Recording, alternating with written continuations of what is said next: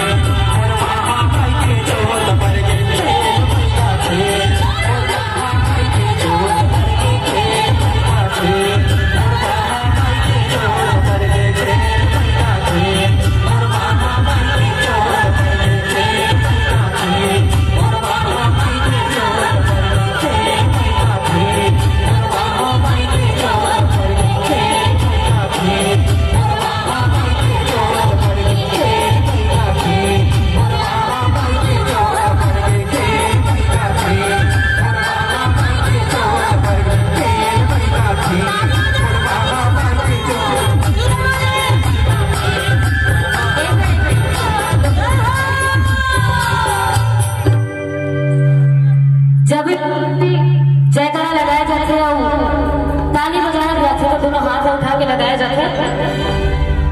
माँ भवानी के दरबार सजे हैं, माँ भवानी के नाम की जोत मंदिर में जल चुके हैं। साउंड वाले भैया थोड़ा साउंड ना देख ले भाई, यहाँ शाम से नाच मत करवा। तो माँ भवानी के दरबार लगे हवा और वो अंगार मोती दाई